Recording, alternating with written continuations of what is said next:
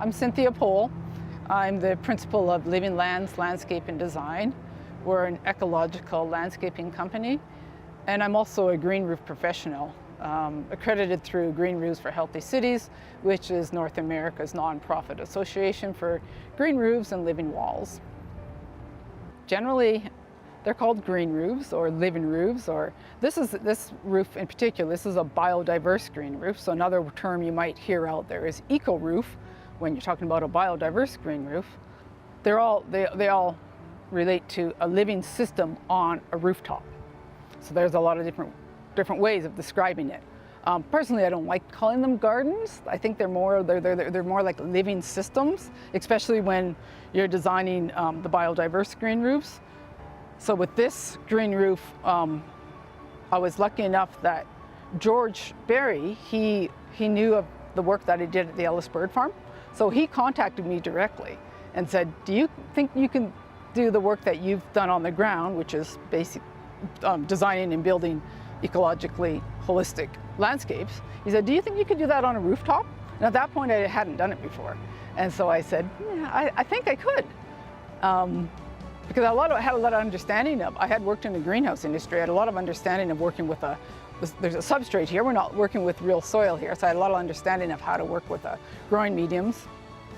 And I had a lot of understanding of our indigenous plant materials and building habitat and wildlife. And so we went on this journey together. And George has been, and his whole firm have been wonderful people to work for because they're very open. Like, they knew this was the first time I'd ever done it. And so I proposed ideas and I said, but I'm not positive how it'll turn out. And they're like, try it. If it doesn't work, we'll change it. Like, that is an ideal scenario, and I was extremely lucky to get that right off the bat. That's not always going to be the case, and I realize that, but it was great for Red Deer, and it was great for building an example of a biodiverse green roof, one of the first in Alberta here, right in the core, right in the urban core of the city as well. So, and even the location of the building itself is ideal, because if we just look behind me, you can see the entrance into the downtown, and you can see the downtown archway. So, it makes for great photographs and a great setting to really talk about how green roofs can bring nature right back into the core of the city. So there's so many benefits to green roofs, and there's so many reasons why you would want to do that. So one of them, of course, when you're looking at biodiverse green roofs, is biodiversity. So we are losing a lot of biodiversity all across the globe, unfortunately, every day.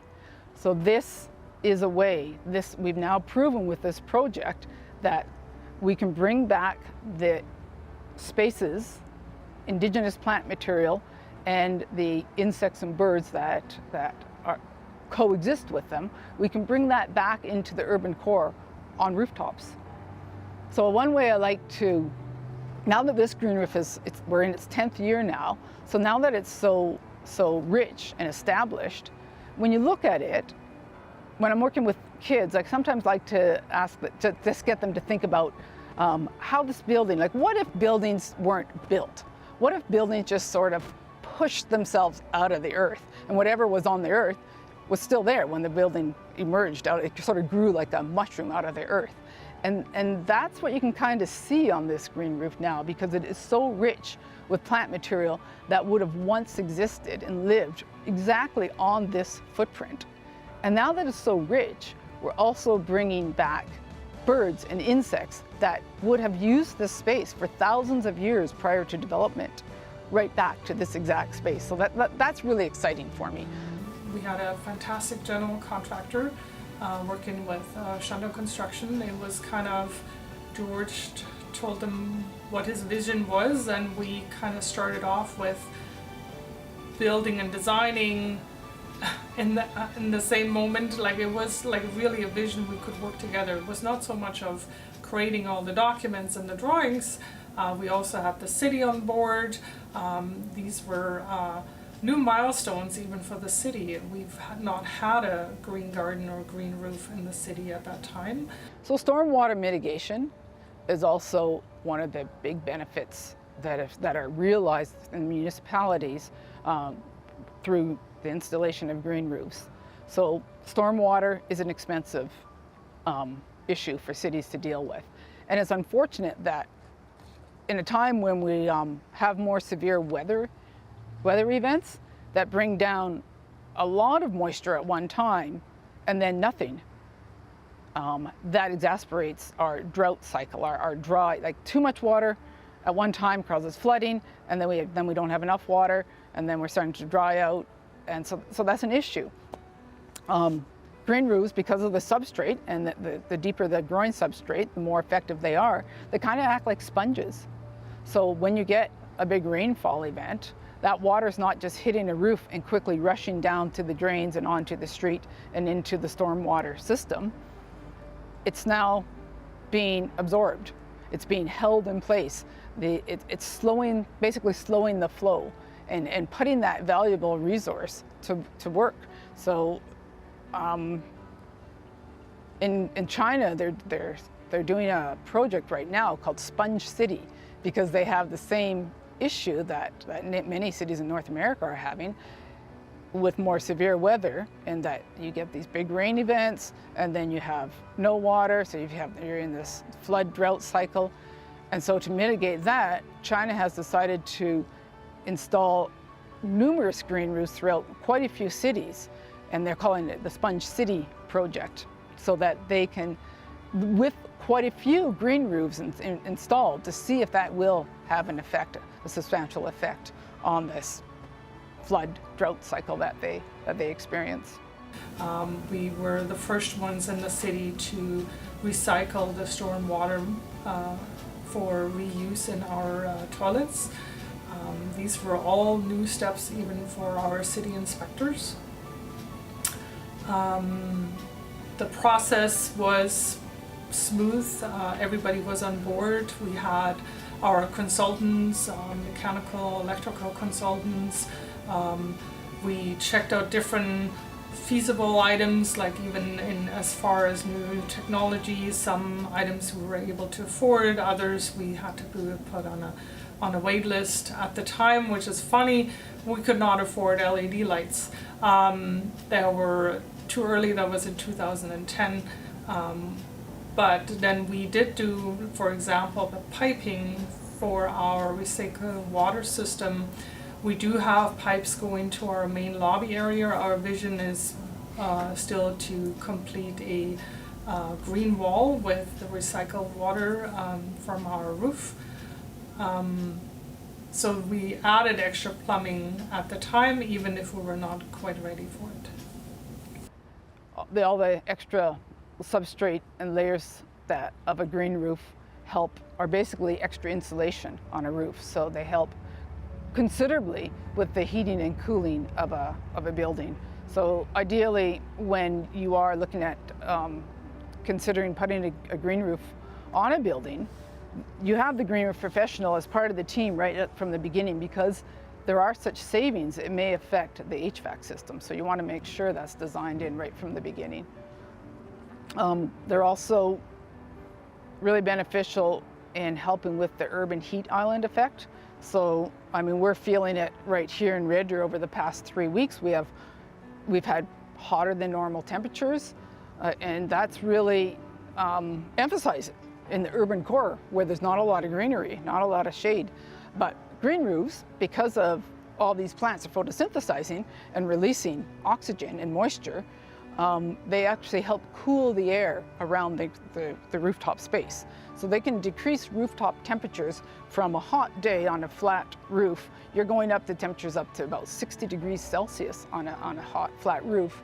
And they can be decreased to about 20 to 30 degrees. So you're decreasing it by half by having vegetation on the roof that photosynthesizes and helps cool the air, which one green roof, 2 green roofs aren't going to help cool the air in the urban core. But as we get more and more green roofs, more and more green spaces, reducing those black rooftops, that will have an effect in cooling our urban spaces. And that's beginning to be realized by more cities.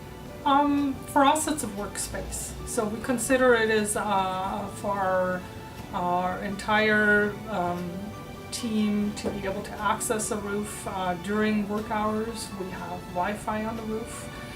We find it to, architecture is a very intense work atmosphere sometimes. We have a lot of deadlines. There's clients that are needing work on a very short time frames. So for us to have a relaxing environment, or even as a team to go up and enjoy lunch or a coffee, the next thing came that we didn't really want just a green roof, it's a green garden, which is significantly different. So we can actually go on a roof and enjoy features of our green space, such as we have garden planters for vegetable gardening. We have a few that we have a rotation of watering the planters. Everybody in the office gets involved. We have composting. Other team members take care of the composting from our kitchen to our roof compost. We have already utilized some of that new dirt from the compost. Sure. It went really great. The first year we got the soil on the roof. We were fairly shocked how quickly the weeds came. We had, 2 feet of weeds up there. We had all of our children working up there pulling weeds to clear it out, and as soon as Cynthia came, I was so happy that she would start taking care of the roof, and she has taken care of the roof since then. So it's been over 10 years, and it's just without her it wouldn't look like that. So she was essential to work on the design together with George Berry, and could really convey that vision that George had. Cynthia was fantastic to work with. She donated her retired canoe, which was lovely, and we have had a lot of exposure of that canoe coming up on the crane, being placed on the roof, how it was floating. Cynthia is now here all summer long. She comes at least once a week. A green roof does need maintenance. It's not self-sufficient. Like, we still have a lot of weeds that come up with the birds. It still need to be monitored and maintained, and Cynthia does a fantastic job. So my training was at Olds College through the Journeyman Landscape Gardener program. And all through that program, my main interest was working with Indigenous plant material and doing so in a way that wasn't reliant on any use of chemicals. And then being able to show that and work with that concept. And so when I got finished my training, I was offered the position at the Ellis Bird Farm, which was very much in line with those ideas. So I said, yeah, okay, yes, this will work.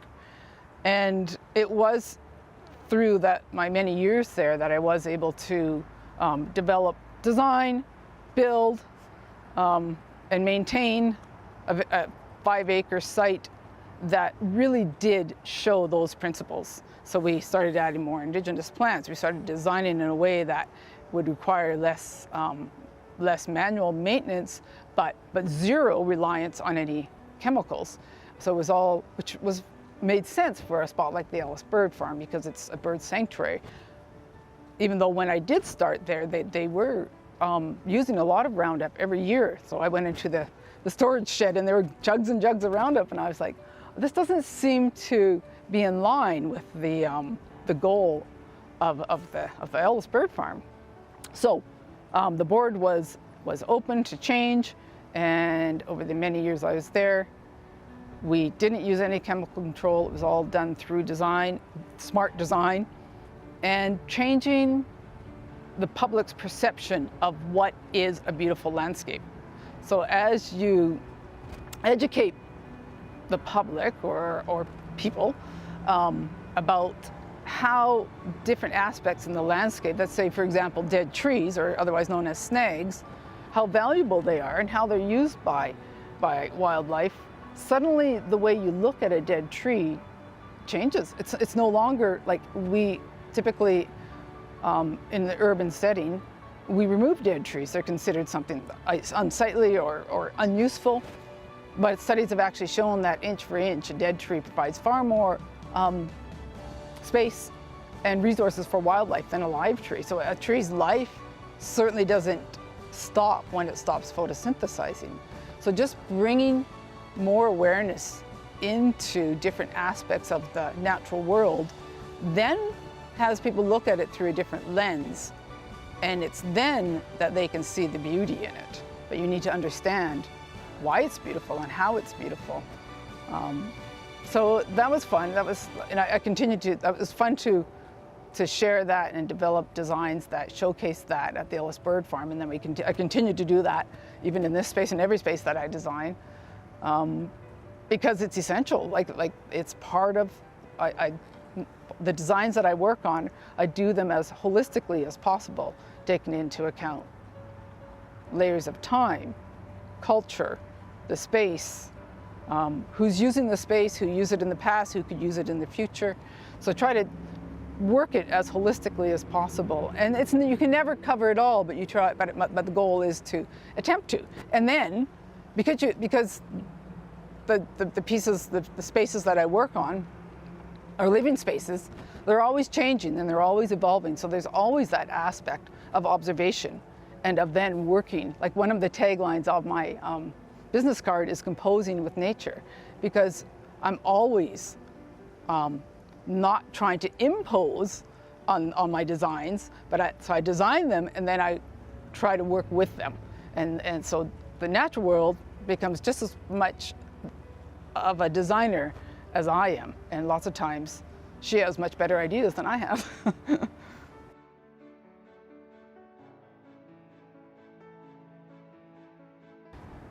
I guess it's the love of the natural world.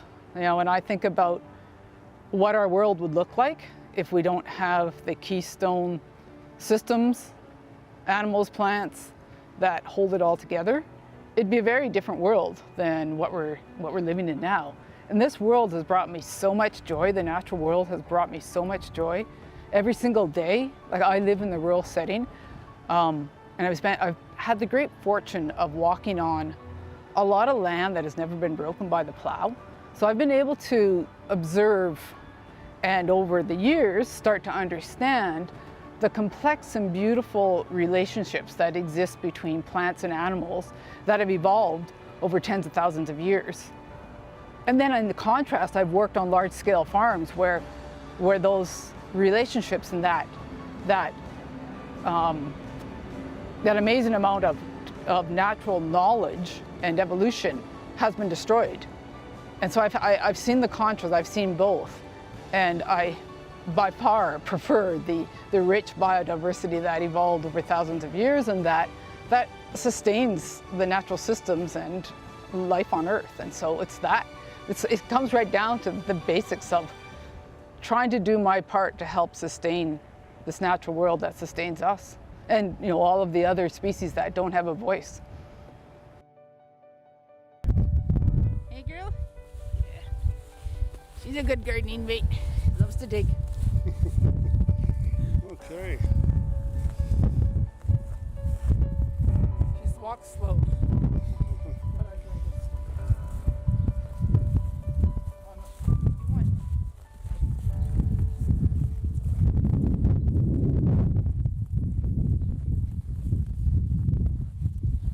This is a lovely one, showy local weed. So showy local weed is not indigenous right to this area. It could be, it's just not right to this farm. It does like quite hot, dry areas. So if you, a dry island buffalo jump, which is not far from here, you'd see it there. And this one here, it's getting its first true leaf. So these little leaves they're not called true leaves, they're just the first leaf that comes up. And they're basically they're almost always just like little round leaves. And then when a plant gets its first true leaf, then you start seeing the character of that plant. So this one, we have, it's Gaillardia, so also called blanket flower. Great pollinator plant. This one you still see growing in the ditches. Lots of people call it brown-eyed Susan, but there's lots of different common names for these plants, which is why I always use the Latin name. And this is Gaillardia aristata. Known as blanket flower. So you can see the true leaf is this long leaf. And then you start seeing more of the character of the plant. So there's a nice long leaf here. Now this next one we have here is, I believe, tobacco. So this is not native to here, although tobacco is also often, almost always used by Indigenous communities as offering. It's not native to this area, but I still grow it. And it's not hardy either. This is not a perennial. And then we just have a bunch of leeks because we like leeks. Leeks are not native. It's one that we started last year. At this time I was doing design charrettes with them. So with there's a group of teachers that are very interested in the project, and then there's a small group of students. And so we had 3 or 4 design charrettes, and then we started building ideas of what this could look like. So what they wanted was a functional gardening space. But as we worked on it, they realized what they really wanted was an outdoor, kind of like an outdoor classroom, but more like an outdoor gathering space. I don't know if they have a very nice library design there, and it encourages, it has little pods where people can get together, either in small groups, or you can do a large gathering there. And we sort of thought it'd be nice if we could create an outdoor space that had that same feeling. And so it's on the south side of the school, and so we played with a few ideas of how we could get that feeling, yet still have the ability for them to do some gardening. And also a big part of it was to start building the biodiversity of that schoolyard, because most schoolyards still are very low in diversity as far as plant material and insects that go along with that, and birds and mammals. So we put all those goals together and we've come up with this concept drawing. This is all outside. So this here is the school, the edge of the school building, and this is the south wall of the school. It has one main entrance out here, one here, and one here. The goal was also to create an area that could be used by the community. So during the summer months when the school's not there, just have a beautiful area that people could spend time in nature, just being or picnicking or having meetings. And so after a few charrettes and a few iterations of coming up with different ideas for the design, we came up with this one. Right against the school, because it's going to be really hot, it'd be an ideal spot to grow grapes, because they do want to be growing some food crops. Then these flower shapes here, these are raised planters, galvanized troughs. Luckily you can get them in different shapes, so we can actually create those flower shapes, sort of like that idea here. So that gives them an easy way to grow vegetables. As we go down, we designed in, although the whole area can function as a whole, there's actually little pockets that can work as classroom spaces. So, and this is one of them here. So this little circle here is actually a stone circle. And then there's enough space around it to put portable seating, transitional seating. So this could act as a classroom space. Same thing up here, this green space up here. These green spaces are little grass spaces with Indigenous plants around them, and these other little green spaces. So there's enough room here for another outdoor classroom, and then as you walk along the curved walkway, this comes to a real focal point here, where we add 2 very large trees, silver maple trees, which become sort of iconic trees for the project, so that as the students are engaged in this project, they actually watch these trees grow over the years, and so these trees become sort of sentinels for the project. And again, that creates a learning space there. And then as we come along here, this is indicating that this pathway has the potential for art projects, so they can do mural type or mosaic type designs within this walkway over time. And they really wanted a covered outdoor classroom space as well. Not totally covered, but somewhat covered. So that's what this big pad here would be, for that covered outdoor classroom space where they could do band presentations, classrooms, drama, a whole variety of activities. And then we have this bright green all around it. This is what we call the Indigenous plant biodiversity belt. So this would all be planted to native plants all the way around, wrapping around. That's it. Last year at this time, I was building a pollinator hotel in the shop, and it was for the Fairview's new pollinator garden. So they hired us to build a pollinator hotel, and this was the brochure that we created to go along with the hotel. So this was the hotel itself, and this some of the details on the hotel. And most importantly, this hotel was built to the new design recommendations for building pollinator hotels, because you'll still see it. A lot of the pollinator hotels out there have a lot of cavities really close together, but research is finding that creating so many potential cavity spaces, that especially when in warmer climates like the East Coast or Ontario, or the West Coast or Ontario, if you have a lot of cavity spaces, they all get used. That doesn't normally happen here, where it's a little bit cooler. And that can be an issue, because when you have a lot of bees close together like that, it's the potential of spreading disease or parasites is higher, just like when you have any large grouping of animals, that disease issue comes up. So now the recommendations are that you don't have so many holes so close together, so that these new hotels that we build, this one and the two that we did for the city of Red Deer last year, they are built to the new design specifications. So you won't see so many holes so tight together.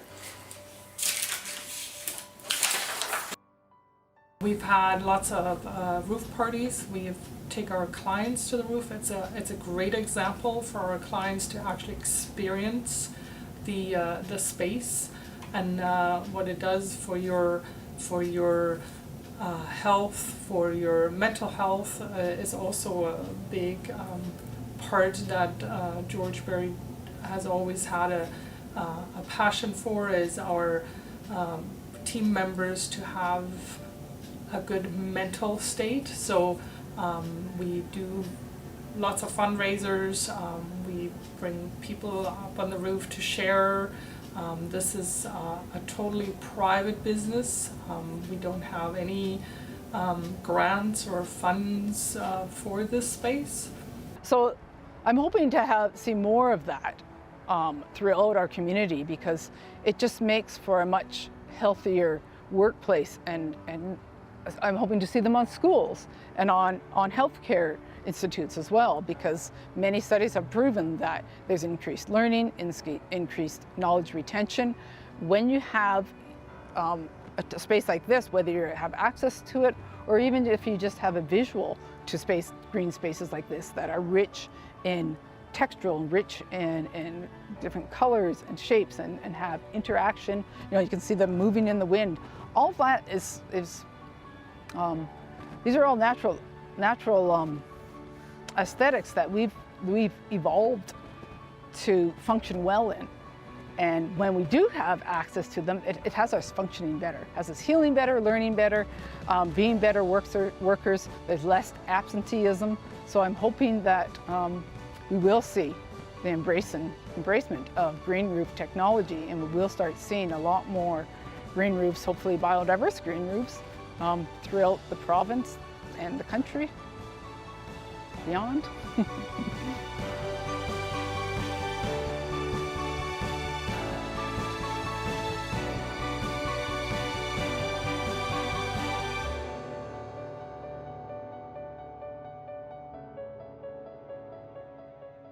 Well, the green roof industry is a growing industry, and it has been over the past 20 years, and that's globally.